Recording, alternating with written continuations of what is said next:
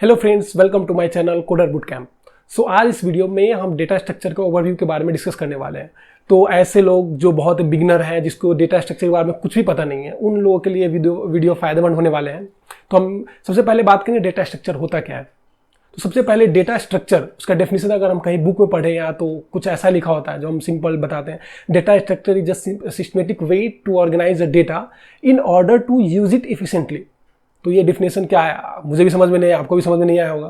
तो चलिए सबसे पहले हम इसको अपने स्टाइल में समझाते हैं, ठीक है। तो ये क्या कहता है, तो सबसे पहले ये जान लीजिए डेटा स्ट्रक्चर में डेटा क्या होता है।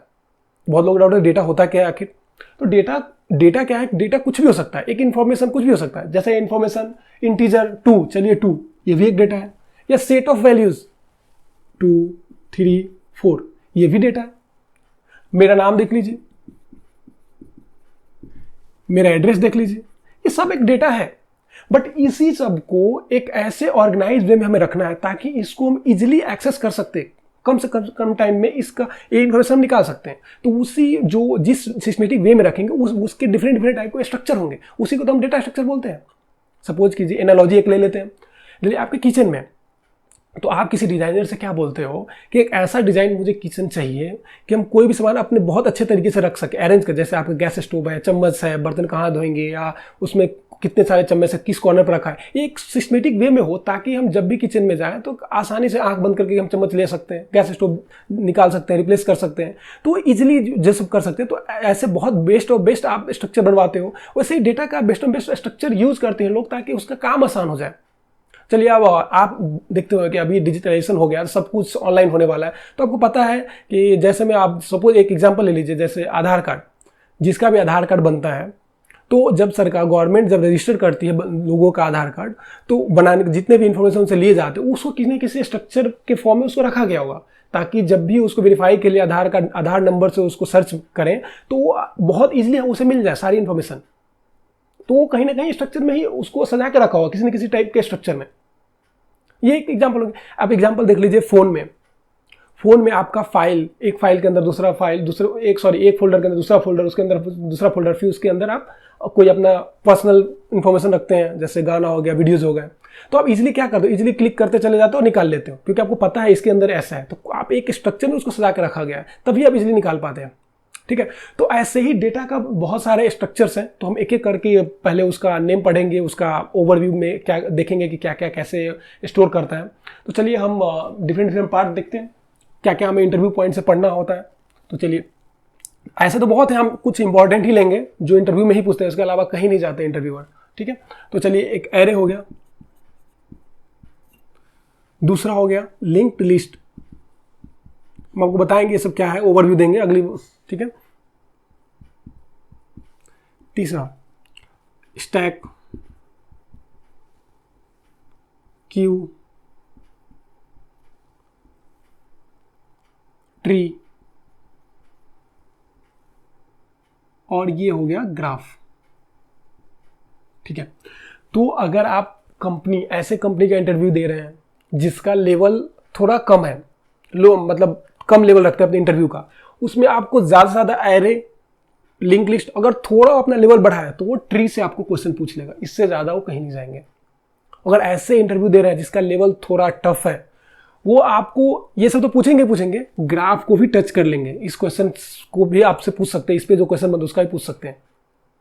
तो आप देखिए, जैसे मैंने इंटरव्यू दिया था माइक्रोसॉफ्ट का, तो उसमें क्या हुआ था कि वो ग्राफ से भी क्वेश्चन पूछ लिए थे, ट्री से भी पूछे थे मुझसे, और एरे से तो पूछे ही थे, लिंक लिस्ट, सबसे एक एक क्वेश्चन पूछ लिए थे उन्होंने। तो आपको ध्यान रखना है कि आप तैयारी भी करें, आपको बहुत कम टाइम में अगर तैयारी करना हो तो आप देख लीजिए कि आप किस कंपनी का इंटरव्यू देने जा रहे हैं। ऐसा नहीं कि आप छोटी कंपनी के दे रहे हैं तो आपसे छोटे ही क्वेश्चन पूछेंगे, ऐसा कुछ नहीं है। कंपनी लेवल पे बिल्कुल डिपेंड नहीं करता, बड़ी कंपनी भी आपसे आसान क्वेश्चन पूछ सकते हैं और छोटी वाले भी हार्ड आपसे पूछ सकते हैं। तो चलिए देखते हैं, एक तो देखते हैं एरे से स्टार्ट करते हैं। तो एरे, जैसा कि नाम है, ये भी एक स्ट्रक्चर होगा। तो इसमें डेटा कैसे स्टोर रहता है, उसमें लीनियरली रहता है, आराम से एक ऐसा रहता है, ऐसा टाइप का कुछ 1 2 3।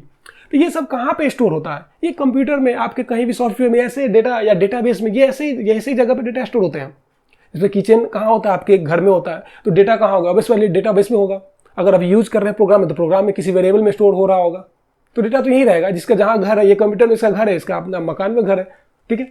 तो सबसे पहली बात 1 2 3, तो एरे में क्या होता है कि इसमें डेटा ऐड करना हो तो लास्ट में 4, ये इंडेक्स वाइज होता है, ऐसे स्टोर करते हैं। तो इसके डिटेल में हम अगले वीडियो में पढ़ेंगे, हम ओवरव्यू दे रहे हैं। तो इसमें अगर किसी को पता करना है कि कोई डेटा है कहीं पे कि नहीं, तो सर्च कर लीजिए, लिनियरली सर्च कर लीजिए, बाइनरी सर्च लगा कर सर्च कर लीजिए, आप पता कर ले सकते डेटा है कि नहीं।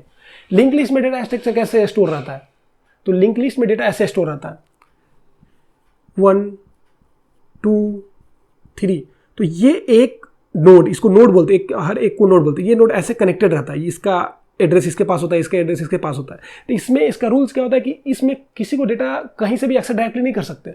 इसमें एक पॉइंट होता है, पर्टिकुलर पॉइंट, वहीं से आप जाएंगे, इससे कनेक्टेड ऐसे कर करके जाएंगे तो उस डेटा को आप ढूंढ सकते हैं, ऐसे नहीं ढूंढ सकते। तो ये जो पॉइंट होता है उसको हेड बोलते हैं, यहाँ से आप एंट्री कर सकते हैं। तो ऐसा कुछ जो रहता है ऑर्गेनाइज, उसको हम लिंक लिस्ट बोल देते हैं। बट ये हम ऐसे दिखाने के लिए आपको बता रहे हैं, ऐसा कुछ कंप्यूटर में आपको दिखेगा नहीं कि ऐसा कुछ है, कहीं पे हम देख लें तो ऐसा दिखेगा नहीं, बस हम दिखाने के लिए बता रहे हैं कि ऐसे स्टोर रहता है। स्टैक में क्या होता है, स्टैक में क्या होता है, स्टैक में एक रूल होता है, वो होता है एरे ही इंटरनली यूज करता है, आप डोंट नो क्या यूज करता है, लेकिन उसके पास 2 फंक्शन होता है, पुश और पॉप। पुश मतलब डेटा डालो और पॉप मींस डेटा निकालो।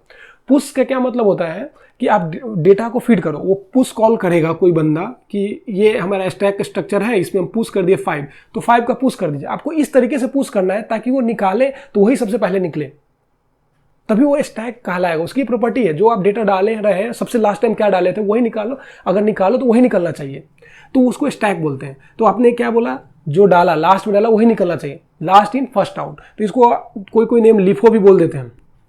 जिसमें आपको 2 डालना है, 3 डालना है, अगर हमें इसमें से डेटा निकालना है कि स्टैक में से पॉप कर दिया, एक फंक्शन कॉल के, इसका फंक्शन होता है पॉप, तो आपको कौन सा डेटा देगा, ये पहला वाला दे देगा। तो इसके बारे में डिटेल में बात करेंगे, ठीक है, अगले वीडियो में। बट अभी ऐसा ही स्ट्रक्चर में स्टोर रहता है डेटा, तो इसको स्टैक कहते हैं। क्यू नाम से हमको पता चला क्यू क्या, एक लीनियर कुछ लाइन में होगा, ऐसा कुछ आपको समझ में आ रहा होगा, ठीक है। तो क्यू का क्या प्रॉपर्टी है कि हम अगर डेटा डालें तो ऐसे ही डालते जाए, अगर निकालें तो जो सबसे पहले डाले थे वही निकले, ना कि जो अभी डाले थे वो निकले। Means first in first out, जो पहले डाले थे वही निकलना चाहिए, ऐसा नहीं कि अभी डाले वही निकलना चाहिए, वो तो स्टैक हो गया। तो क्यू में क्या होता है, एक ऐसा ऑर्गेनाइज तरीका जिसमें इसमें भी पुश और पॉप 2 मेथड होते हैं जो कॉल करते हैं इसमें से डेटा डालने और निकालने के लिए। तो चलिए एक ऐसा एग्जाम्पल लेने के लिए ऐसा बना लेते हैं, 1, इसको अच्छे से समझाने के लिए, क्यू दिखाने के लिए हॉरिजॉन्टल पढ़ लेते हैं। चलिए एक डेटा डालिए, 1 डाल दिए, दूसरा डालिए 2 डाल दिए, 3 इसी तरह ऐसे 3। अगर इसको फ्रंट बोला जाए, इसको रेयर बोला जाए, तो रेयर से हम डेटा फीड करते हैं, ठीक है। अगर कोई बोले किसी पॉइंट पे कि क्यू से हमें एक डेटा पॉप करना है, निकालना है, तो इधर से नहीं निकलेगा, एक ही तरीके से निकलेगा, एक ही साइड से निकलेगा, एक साइड से डालेगा दूसरी साइड से निकलेगा। तो अगर ऐसा कि प्रॉपर्टी फॉलो कर रहा है वो क्यू है, तो ये भी एक ऑर्गेनाइज करने का तरीका है, तो इसको हम क्यू डेटा स्ट्रक्चर बोल देते हैं, ठीक है। एक ट्री डेटा स्ट्रक्चर, तो ये इंटरव्यू पॉइंट ऑफ से काफ़ी इंपॉर्टेंट होता है, क्योंकि सब में ये पूछ ही लेते हैं इनसे एक ना एक क्वेश्चन। तो सबसे पहले हम यहाँ पे जानेंगे ओवरव्यू, ट्री होता है क्या है। तो ट्री आपको पता होगा नाम से ही कुछ, कि कुछ ट्री अपने इधर हिंदी में बोले तो कुछ पेड़ वगैरह होता है जिसके निकलते हैं ब्रांचेज, वैसा ही कुछ इसका भी होता है। तो उसमें डेटा कैसे स्टोर आता होगा, ऐसा कुछ व्यू दिखता होगा, 4 इसके ब्रांच, 5 इसके ब्रांच, 6 इसके ब्रांच, 7। तो ऐसा टाइप का कुछ स्ट्रक्चर होता है ना, वो इसके अंदर ये है, इसके 2 चाइल्ड है, इसके अंदर ये है, इसके चाइल्ड ये है। हम बाइनरी की बात नहीं करें, ट्री में कुछ भी हो सकता है, टर्नरी, फोर्नरी, कुछ भी हो सकता है।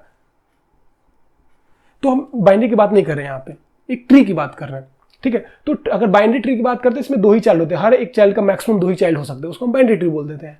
तो आप इसका एग्जाम्पल, इसका यूज कहाँ होता होगा, आप सीधा लाइव एग्जाम्पल आप देख सकते हो आपके फ़ोन के फाइल सिस्टम या लैपटॉप के फाइल सिस्टम में। एक फोल्डर के अंदर 2 फोल्डर होते हैं, उसके अंदर 2-3 फोल्डर होते हैं, उसके अंदर 2-4 फोल्डर, उसके अंदर फाइल्स होते हैं। तो ये जो स्ट्रक्चर है ना, ये फाइल सिस्टम में यूज किया जाता है, ट्री स्ट्रक्चर। अब एक ग्राफ भी एक ऐसा डेटा स्ट्रक्चर है जिसमें हम डेटा को कैसे स्टोर करते हैं। कुछ ग्राफ ऐसा होता है, एक नोड मल्टीपल से कनेक्टेड होते हैं, वो भी मल्टीपल से कनेक्टेड होंगे, ये भी मल्टीपल से कनेक्टेड होंगे। तो ये मेनली ऐसे डेटा स्ट्रक्चर होता है, 1 ये 2 से, 3 से, ये 4 से, ये 5 से, चलिए ये 5 से। तो इसमें लूप भी बन सकता है, लेकिन ट्री में गारंटी है लूप नहीं बनेगा।